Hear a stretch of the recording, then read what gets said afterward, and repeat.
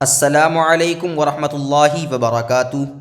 آج پھر میں آپ لوگوں کا ایک نئے سبق میں دل سے استقبال کرتا ہوں۔ جو بھائی بہن ہمارے سبق لے رہے ہیں ان سبھی کا دل سے استقبال ہے۔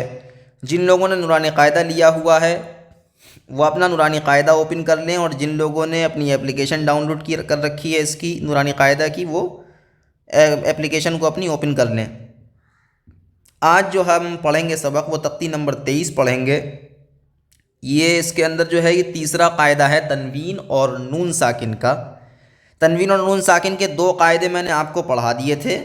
آج یہ چوتھا قاعدہ ہم پڑھیں گے تنوین اور نون ساکن کا، جس کو ہم اقلاب کہتے ہیں۔ پہلے آپ اس کی ڈیفینیشن لکھ لیں، اس کے بعد پھر میں آپ کو اس کے بارے میں سمجھاؤں گا۔ جیسے آپ نے دو قاعدے پڑھے تھے، پہلے پڑھا تھا اظہار حلقی، دوسرا پڑھا تھا اخفا۔ اظہار کے اندر کیا تھا؟ تنوین اور نون ساکن کا جو قاعدہ تھا اس کے اندر حروف حلقی ہوتے ہیں 6۔ تنوین کے بعد حروف حلقی، تنوین یا نون ساکن کے بعد حروف حلقی میں سے کوئی لفظ آتا ہے تو وہاں پر اظہار کرتے ہیں۔ اخفا کا قاعدہ پڑھایا تھا، اخفا کے اندر حروف اخفا ہوتے ہیں 15۔ تنوین اور نون ساکن کے بعد اگر حروف اخفا میں سے کوئی چیز آتی ہے تو اخفا ہوتا ہے۔ اب یہ ہے اقلاب، تنوین اور نون ساکن کا تیسرا قاعدہ۔ اس کے اندر بہت آسان قاعدہ ہے یہ، اس کے اندر صرف ایک ہی ورڈ ہوتا ہے با۔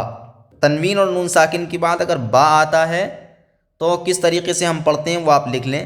تنوین یا نون ساکن کے بعد با آئے تو نون کو میم سے بدل کر، نون کو میم سے بدل دیتے ہیں جب تنوین یا نون ساکن کے بعد با آتا ہے۔ تنوین یا نون ساکن کے بعد با آئے تو نون کو میم سے بدل کر غنہ اور اخفا کے ساتھ پڑھیں گے، اس کو اقلاب کہتے ہیں۔ جیسے آپ سمجھ لیں اس کی ایک مثال، یہ نون ساکن ہے، یہ نون ساکن ہے، تو جب نون ساکن کے بعد با آتا ہے تو اس کے ساتھ ساتھ ایک چھوٹی میم بھی آتی ہے بنی ہوئی، تاکہ نون کو میم سے ہم بدل دیں۔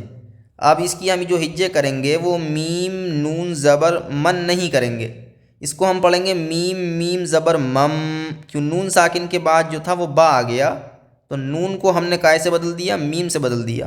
تو اب ہم پڑھیں گے میم میم زبر مم، با زبر با، مم با، خا زیر خی، مم بخی۔ اس طریقے سے پڑھیں گے ہم، یہ پورا ورڈ پڑھیں گے مم بخیلا۔ تو یہاں پہ غنہ اور اخفا دونوں ہوں گے، نون کو بدل دیں گے ہم میم سے، کیونکہ نون ساکن کے بعد با آ گیا۔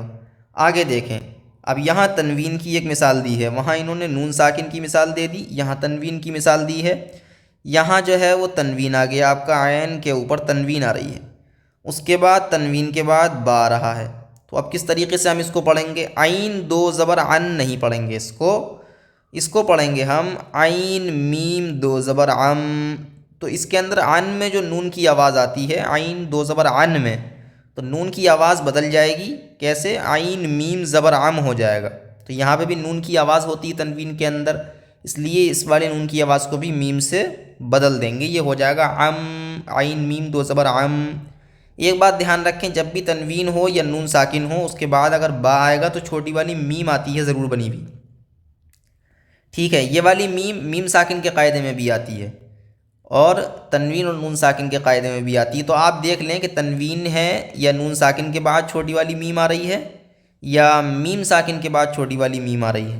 اگر تنوین اور نون ساکن کے بعد چھوٹی والی میم آئے گی تو اقلاب والا قاعدہ ہوگا یہ، اور اگر میم ساکن کے بعد آئے گی میم تو اس کے اندر وہ ادغام شفوی ہوتا ہے، جو میں نے پچھلے سبق میں آپ کو پڑھایا ہے، اس کے اندر غنہ کے ساتھ ملا کر پڑھتے ہیں۔ اس کے اندر غنہ اور اخفا دونوں ہوں گے، اس کو ہم پڑھیں گے لنسفعا بالناصیہ۔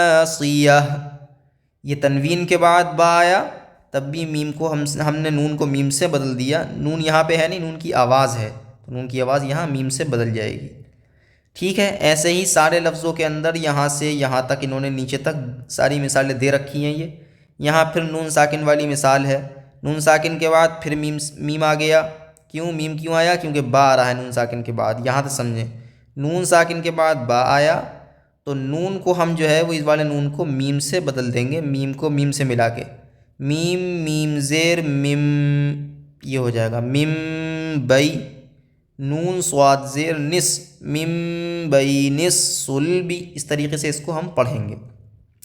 امید ہے کہ آپ لوگوں کی سمجھ میں آ گئی ہوگی بات، آپ اس بات کو بار بار ریپیٹ کر کے دیکھ سکتے ہیں جب تک آپ کی سمجھ میں نہ آئے، اور ایسے ہی اس کے اندر آپ سب نیچے دھیان دیں، غور دیں کہ کریں کہ کہاں پر کیا نام ہے اقلاب ہو رہا ہے، کہاں پہ کون سا قاعدہ ہو رہا ہے۔ اس کے اندر ساری اقلاب کی مثالیں دے رکھی انہوں نے۔ نون ساکن کے بعد ہے، کبھی تنوین کے بعد ہو رہا ہے اقلاب۔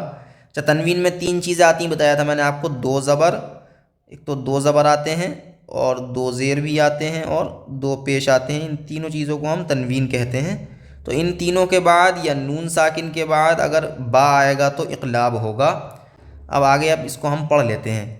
من بخل لنسفعا بالناصیہ من بین الصلب۔ ٹھیک ہے، اب 2-3 ورڈ اس کی ہجے بھی کر لیتے ہیں۔ کاف زیر کی، را الف زبر را کی را، میم میم زیر مم کرام، یہاں تنوین کے بعد با رہا ہے، با زبر با کرام با، را زبر را کرام برا، را زبر را کرام بررا، تا 2 زیر 3 کرام بررتن۔ آگے آیت کرام بررہ۔ آگے دیکھیں، میم میم زیر میم، با عین زبر با، میم با دال زیر دی، میم بعدی۔ اسی طریقے سے آپ کو یہ پورا پیج یاد کرنا ہے بہت اچھی طریقے سے۔ جب اس کو آپ یاد کر لیں اس کے بعد ہی آپ نیکسٹ والے سبق کے اوپر آپ جائیں۔ چلیے میرے ساتھ پڑھیے۔ مطہرۃ بأیدی سفرۃ بذنبہم خبیر بما تعملون سمیع بصیر کلا لینبذن علیم بذات الصدور رجع بعید رسول بما لا تہوی۔ ٹھیک ہے، اس طریقے سے آپ اس کو پڑھ لیں، ریوائز کر لیں اور اس کی ہجے کریں آپ پورے سبق کی، اور ہجے کر کے پڑھیں۔ ایک بار روانی پڑھیں، ہر آیت کو، ہر لائن کو ایک بار ہجے کر کے پڑھیں، ایک بار روانی کر کے پڑھیں۔ جب آپ کو یہ یاد ہو جاتا ہے، پورا سمجھ میں آ جاتا ہے، جب آپ پڑھنے کی کوشش کریں اور آپ اس کے اندر پہچان کرنے کی کوشش کریں کہ اقلاب آپ کو سمجھ میں آنے لگا، تب آپ نیکسٹ والے سبق کے اوپر جائیں۔ ٹھیک ہے، انشاءاللہ پھر ملتے ہیں نئے سبق میں۔ آپ نے یہ ویڈیو اپنے بہن بھائیوں کو شیئر کر دیں، جہاں تک آپ لوگوں نے یہ ویڈیو پہنچا دی ہے، یا جہاں تک نہیں پہنچی ہے وہاں تک اس کو پہنچا دیں۔ جن لوگوں تک پہنچ گئی ہے بہت اچھی بات ہے، ماشاءاللہ، وہ بھی فائدہ اٹھائیں، آپ بھی فائدہ اٹھائیں، اور دوسرے لوگ بھی قرآن پڑھنا سیکھ جائیں گے اگر آپ اس ویڈیو کو آگے شیئر کر دیں گے۔ ٹھیک ہے، جب تک کے لیے السلام علیکم ورحمۃ اللہ وبرکاتہ۔